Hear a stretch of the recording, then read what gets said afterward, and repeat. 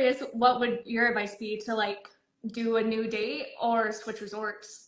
Well, it's interesting because usually what's included on the contracted group agreements is some sort of a recall clause where the resort can call any unsold inventory from the group at any point in time, and that's a pretty standard term in every group room block contract I've ever seen. So I wonder if it's that because usually they have to honor the reservations that are existing, or they should, shall we say, but they don't necessarily have to.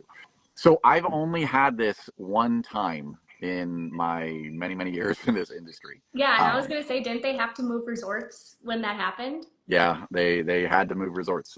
We worked with he called the VP at the other resort that the couple was interested. We got all three of us got together and we got it done.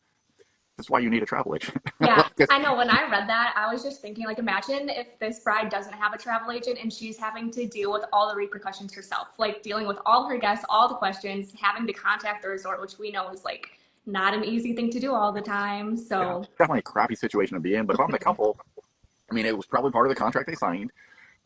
So you're really only left with the option of are you going to switch dates for your wedding, or are you going to switch resorts?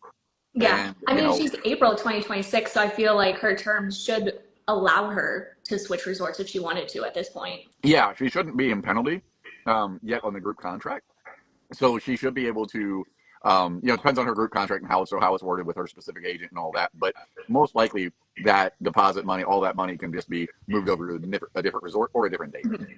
Yeah. But it sucks for the couple. I mean, like they probably sent invites out already. They're planning their whole life around the wedding, and for the resort to come back and be like, "Well, we got a corporate buyout. Sorry," Yeah. and I it know. I sucks. even had a situation where like a resort went under renovations, and it was like, of course, peak renovations during like the week of the wedding, and then the couple had to decide like, do we want to go to this resort while it's half operating? And they decided no. So Really, about like 3 months, we were able to switch them over to it was the same line but a different resort, and they were able to get everything moved over, and the race actually ended up being cheaper, so it worked in their favor.